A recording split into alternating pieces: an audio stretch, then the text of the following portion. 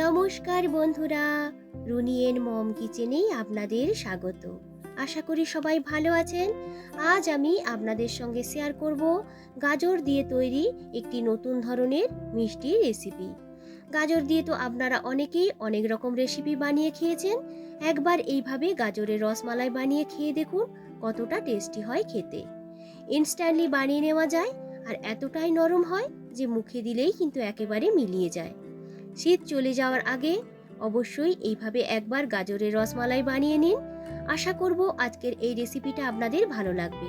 যদি ভিডিওটা ভালো লাগে অবশ্যই একটা লাইক ও আমার চ্যানেলটিকে সাবস্ক্রাইব করারও অনুরোধ রাখলাম। গাজরের রসমালাই বানানোর জন্য আমি এখানে নিয়েছি দুটো লাল গাজর। যে কোনো গাজর দিয়ে কিন্তু আপনারা রেসিপিটাকে বানিয়ে নিতে পারেন, তবে শীতের এই লাল গাজর দিয়ে রেসিপিটা বানালে দেখবেন মিষ্টিগুলো খেতে কিন্তু একটু বেশি ভালো লাগে। গাজরের দুই দিকটাকে একটু কেটে নিয়ে ভালো করে ছালটাকে কিন্তু ছাড়িয়ে নেব।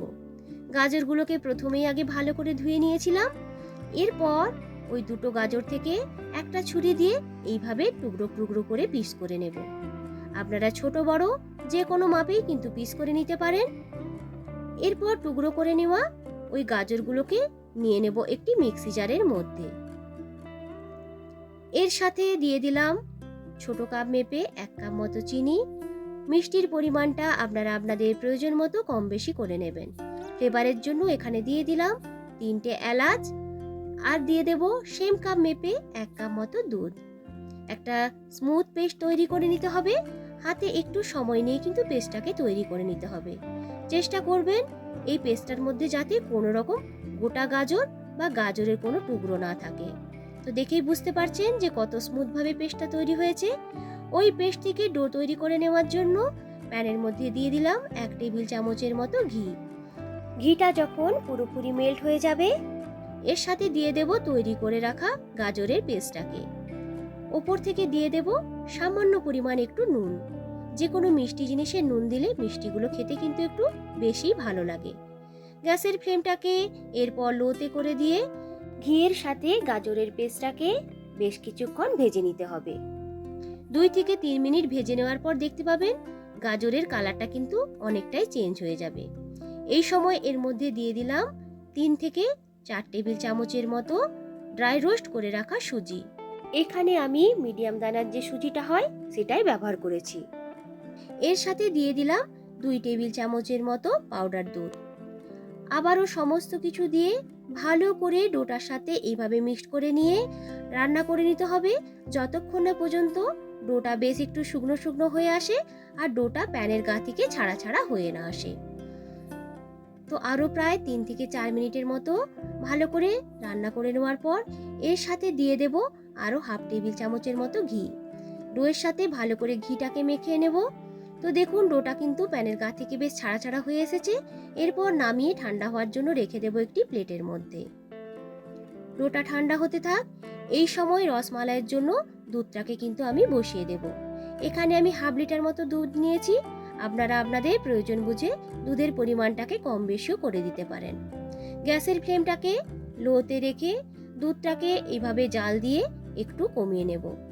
যখন দেখবেন যে দুধটা একটু গরম হয়ে আসবে তখন এর মধ্যে ফ্লেভারের জন্য দিয়ে দেব 3টে এলাচ। মুখটাকে এইভাবে ফাটিয়ে দুধের মধ্যে দিয়ে ভালো করে মিশিয়ে নেব। এরপরে ওই ঈষদুষ্ণ গরম দুধ থেকে 2 হাতা মতো দুধ একটি আলাদা বাটিতে সরিয়ে রেখে দেব। আমি আপনাদেরকে পরে বলবো এই দুধটাকে কেন আমি সরিয়ে রেখেছিলাম। গ্যাসের ফ্লেমটাকে লোতে করে এইভাবে কিন্তু দুধটাকে জাল দিয়ে দিতে হবে। তো দুধটা ফুটতে থাকুক। এইভাবে একটা হাতাকে রেখে দেব যাতে দুধটা উতরে না পড়ে যায়। তো দেখুন ডোটাও কিন্তু এপাশে একটু ঠান্ডা হয়ে এসেছে। একটা চামচ দিয়ে ভালো করে ডোটাকে মেখে নিয়ে 2 চামচ মতো ডো থেকে কিছুটা তুলে আমি কিন্তু রেখে দিয়েছি। এরপর হাতে একটু ভালো করে ঘি মেখে নিয়ে ওই ডো থেকে কিছুটা অংশ নিয়ে এইভাবে গোল গোল করে বলের মতো করে তৈরি করে নেব। তো চেষ্টা করবেন যে এই বলগুলোর মধ্যে কোনো রকম যাতে ক্র্যাক না থাকে। তো দেখুন সমস্তগুলো কিন্তু আমার তৈরি হয়ে গেছে আর দেখতে হয়েছে কতটা সুন্দর। এদিকে দুধটাও কিন্তু অনেকটাই ঘন হয়ে গেছে। এর সাথে দিয়ে দিলাম যে দুধটা তুলে রেখেছিলাম তার সাথে 2 টেবিল চামচ মতো পাউডার দুধ মিক্সড করে ওই দুধটাকে দিয়ে দেব। এরপর এতে দিয়ে দিলাম 2 টেবিল চামচের মতো মিল্ক মেডটা এখানে কিন্তু সম্পূর্ণ অপশনাল, আপনাদের কাছে যদি থাকে দেবেন, নাহলে কিন্তু স্কিপ করতে পারেন। এর সাথে দিয়ে দেব 2 টেবিল চামচের মতো চিনি। মিষ্টির পরিমাণটা অবশ্যই আপনারা আপনাদের প্রয়োজন বুঝে কম বেশি করে নেবেন। আবারও কিছুটা সময় ভালো করে দুধটাকে জাল দিয়ে আর একটু কমিয়ে নেব। তো দেখুন দুধটা কিন্তু অনেকটাই কমে গেছে। এর মধ্যে এরপরে দিয়ে দিলাম যে ডো থেকে 2 টেবিল চামচ মতো তুলে রেখেছিলাম সেই গাজরের পেস্টটাকে। আপনারা চাইলে এখানে কাঁচা গাজরের পেস্টও কিন্তু ব্যবহার করতে পারেন, তবে এইভাবে ঘিয়ে ভাজা গাজরের পেস্টটা ব্যবহার করলে এই রসমালাইয়ের রসটা কিন্তু খেতে একটু বেশি ভালো লাগে। দিয়ে দেব সামান্য একটু ড্রাই ফ্রুটস, আপনাদের হাতের কাছে যা ড্রাই ফ্রুটস থাকবে তাই ব্যবহার করতে পারেন।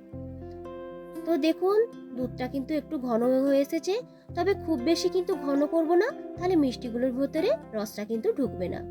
এরপর গ্যাসটাকে একদম অফ করে দিয়ে একটা একটা করে তৈরি করে রাখা ওই বলগুলোকে দিয়ে দিলাম ওই গ্রেভিটার মধ্যে। আলতো হাতে এইভাবে নাড়াচাড়া করে মিষ্টিগুলোকে ওই গ্রেভির মধ্যে ডুবিয়ে রেখে দেব। ঢেকে রেখে দিলাম 10 মিনিট মতো। 10 মিনিট পর আপনাদেরকে দেখাচ্ছি। তো দেখুন কতটা সুন্দর হয়েছে দেখতে মিষ্টিগুলো। ওপর থেকে সামান্য একটু ড্রাই ফ্রুটস ছড়িয়ে পরিবেশন করুন আজকের এই গাজরের রসমালাইয়ের রেসিপি। তো বন্ধুরা, আজকের আমার এই রেসিপিটা আপনাদের কেমন লাগলো অবশ্যই কিন্তু কমেন্ট করে জানাবেন। এইরকম ধরনের নিত্য নতুন রেসিপি দেখতে চাইলে আমার চ্যানেলটিকে সাবস্ক্রাইব করতে হবে, লাইক কমেন্ট ও বন্ধুদের সঙ্গে শেয়ার করতে কিন্তু ভুলবেন না। আমি আপনাদেরকে একটা কেটে দেখাচ্ছি যে কতটা নরম হয়েছে। এই মিষ্টিগুলো এতটাই নরম হয় যে মুখে দেওয়ার সঙ্গে সঙ্গে কিন্তু মিলিয়ে যায়, আর খেতেও হয় কিন্তু ততটাই টেস্টি। অবশ্যই একবার বানিয়ে নেবেন। আমার নতুন বন্ধুদের কাছে অনুরোধ রাখলাম আমার চ্যানেলটিকে সাবস্ক্রাইব করার জন্য। আবারও হাজির হব নতুন কোনো দিন নতুন কোনো রেসিপি নিয়ে। আজকের মতো টাটা।